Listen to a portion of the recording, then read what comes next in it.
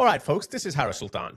Now, because of my positions, most of you would think that I am a mad Trump supporter, and it is somewhat true. I am more pro-Trump than anti-Trump, but that doesn't mean that I'm Trump's blind follower. It doesn't mean that I approve of everything he says or he does. For example, for the life of me, I cannot understand why he doesn't put his foot down Putin's throat. I just don't understand that. I think he should do it, but I do understand why he does it because I think I have a pretty good mental picture of him. I'm not claiming to understand what goes on in his mind, but I do think that it is not as difficult to understand who he is as some people make it out to be. I am a massive United States simp, okay? I believe that the experiment of the United States is the greatest experiment in statecraft. No other country comes close to America the way it is designed. Maybe Canada and Australia could have replicated that, but we didn't for various reasons. Because of our geography, we couldn't support large populations. We also preferred high quality of life with smaller populations, whereas America, because it was the most lucrative destination in the 18th and the 19th centuries, that's why it attracted a big bulk of immigrants, whereas Australia and Canada didn't. Canada's cold, Australia's too far away, etc. But in the meantime, these Anglo countries did fairly well for each other. But America is quite unique. This is what I have understood in my limited understanding of America. America is an amoral country, not immoral, an amoral country. It does have values, it does have principles, but fundamentally, America is an amoral country. What do I mean by that? America prioritizes efficiency, growth, its interests, and survival. It is not bogged down by needless moralization as some other countries do. For example, the UK. They have this moralization of imperialism. I'm talking about past UK. And now the modern UK has this guilt of colonialism. It's the same with Germany. It's the same with France. And for example, Russia always has this grievance that we are not given the deserved seat at the table of global dominance. It's always the West who's always trying to take over Russia, as it is somewhat supported by history, first Napoleon and then the Nazis. China also has moralized itself in this communist dogma. But when you look at the United States, it's inherently free. It will always prioritize its efficiency, its productivity, and its survival. It's an engine for growth, and it can never be bogged down by anything. Now, the left of America is trying to guilt trip America for its slavery past, but I think America will come out of that. And this is why I think America will, and this is why I think China will not be able to defeat America. Because America, by its nature, is a free country. It will always have productivity. It would always be growing with minimal government intervention. So this is why I'm a massive fan of America. America, by design, is very unique. A lot of people who think that America is an imperial power, they don't really understand much. They just have their own lopsided grievances, their lofty ideals, and their own moralizing dogmas through the lens of which they are looking at America. Just consider this. By 1890, America was the biggest economy. But America wasn't building any armies or even navies for world domination. It just didn't care. This is what I mean by America prioritizes prosperity, efficiency, growth. But at the same time, Germany, the UK, and France, they were observing America. For the most of the 19th century, they were hoping that this democratic experiment of America will fail. It didn't fail. It came close during the Civil War, but it didn't fail. And after the end of the Civil War, America bounced back very quickly. It's known as the Gilded Age, when America, as I said, by 1890, was undoubtedly the world's largest economy. But still, Europe had no understanding of it. They had no respect for America. They could appreciate its industrial growth, but their idea of world domination was about big militaries, conquering foreign lands, colonialism. That's what their idea was. America didn't care. America had no interest in dominating the world, even though we hear about Monroe Doctrine, that we will keep the European powers out of the US, but it didn't have any idea of invading or creating colonies. Yes, Philippines is an exception, and there were other reasons for that. But by and large, America could create a huge army, but it didn't. And then America was dragged into the First World War, and America then again dismantled its navy, reduced its military. It could have easily said that, okay, you know what, I can actually support these bases all around the world, but America didn't. And then America was dragged into World War II again, where it didn't want to be.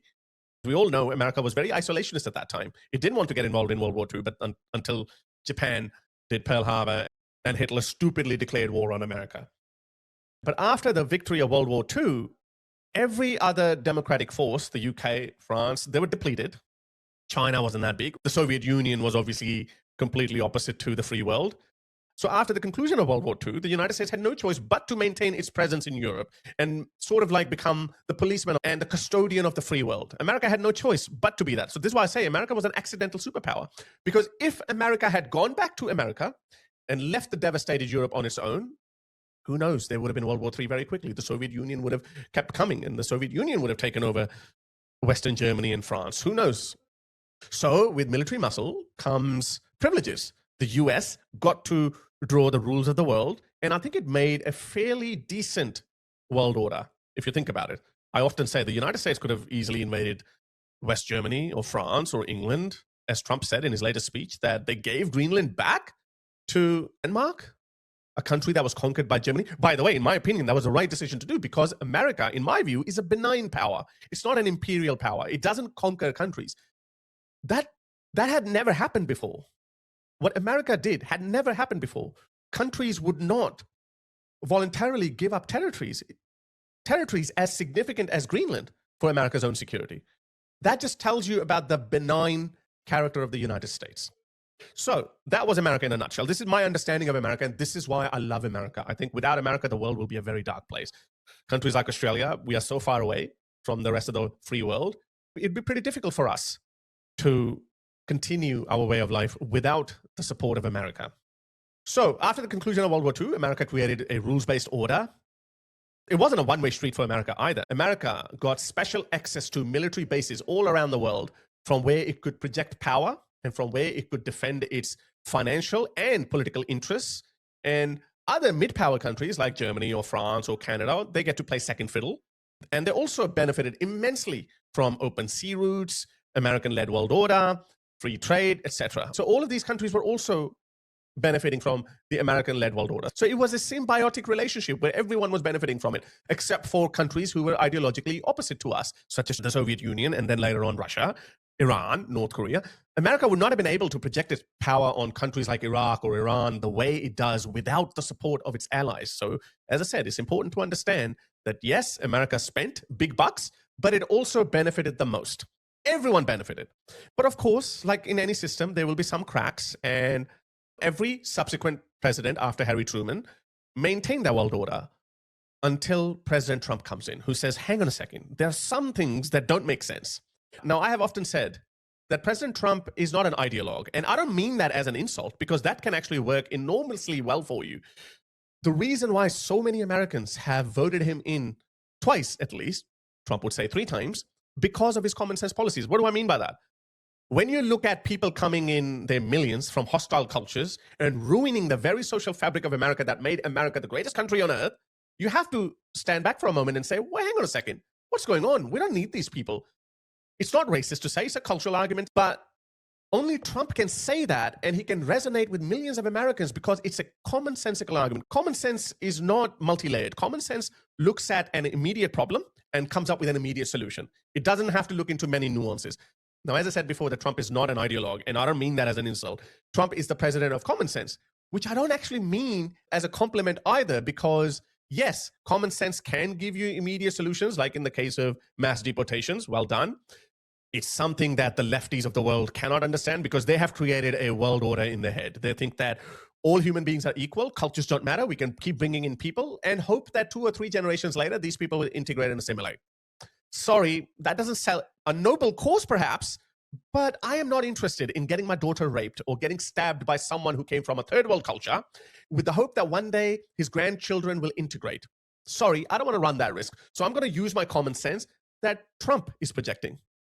But as I said, it's not necessarily a compliment either, because on the other hand, you do need a strong ideological understanding when it comes to global affairs.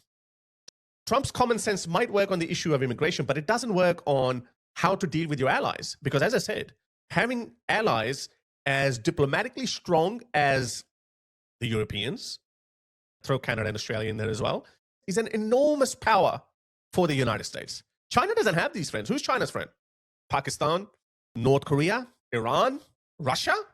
That's it. That's why they have no diplomatic strength. Only the United States has the moral strength that no other country does. Your common sense might tell you that we need Greenland because, it's absolutely critical for American national security. 100%, I agree with that. But if you're going to alienate and lose Europe, your best friends, your all-weather friends, then it's not worth it. But for that, you need an ideological understanding that why do we need Europe? Well, you need Europe because, first of all, it is your largest export market. That's number one. Europe has 450 million people with 70% of America's purchasing power parity, which means that it's a very rich continent. You can export a lot of goods to Europe. I think tariff threats are okay, but a military threat is never okay. You could lose your military bases in Europe. I know right now you can't lose them because Europe is petrified of Russia, but they are building up their military strength. What are you going to do then when they tell you, sorry, America, you go back to your Western hemisphere. We are going to have our own military strength. Why would you create a military adversary? Again, you need ideological understanding for that. And thirdly, why is Greenland so important? It's important for your national security. America can have anything. America can do anything with Greenland. You can put 100 military bases there. You can strip it of its natural resources until there's nothing left. You have no objections from the Europeans or the Danes, maybe from the Greenlanders, but obviously America doesn't care about them. Or even if it does, I don't think Trump does. So it just doesn't make any sense to alienate. So this is why I said that Trump is a common sense man, not necessarily a compliment. Sometimes it works, sometimes it doesn't. And Trump is not an ideologue. Again, not necessarily an insult, because sometimes you need common sense. You don't have to be too dogmatic about your ideology as the left is. So I'm glad that Trump has been talked out of military intervention because he was signaling it to the Europeans that all options are on the table. Come on, you can't say that. China and Russia were laughing. I know so many anti-West people, people who just want to see Western alliances to fall apart. And they were celebrating it. They were telling me, see, this is what America is. I was like, well, hang on a second. There would never be a war. Oh, another point I wanted to make. Trump is not an ideologue. He doesn't understand the significance of democracies don't go to war with each other. Do you understand? That was the single biggest point for me to be convinced that Western civilization is the greatest civilization humanity has ever come up with. Because Switzerland never has to fear the full might of the United States until obviously very recently when Trump started floating the idea of military intervention. But before Trump, no European country could ever think in their wildest imagination that the United States, a benign power, the power that they believe is a power for good, with some minor disagreements, which is fine, but they can always be resolved on a dinner table. That's power. That tells you a lot about the civility of Western civilization. Dictators go to war all the time. Dictators go to war with democracies. Dictators go to war with each other, but democracies never go to war with each other. That's quite fascinating. That is very unique to the world order that was designed by America. What an amazing compliment. And then someone comes around and destroys that world order, which is Trump. Or he tried to do it. I don't think he succeeded. I think people talked him out of this. Again, I'm not being overly critical of Trump because, as I said, Trump is a common sense man. He looks at things at a very basic level. Is it working for us? It's not working out for us. Then why are we doing this? Let's fix this. Fair enough. You need that. But sometimes you can't always take. You have to give something because you are getting something in return, which is projecting military power, projecting political and diplomatic power all over the world. America is the only country that has a footprint in every single country. America would have an embassy in Togo or something. America's everywhere. And that ultimately works in the interest of the American people. It does. I know a lot of people think that we don't want to be the policeman of the world, etc., but I'm sorry, it does work for America.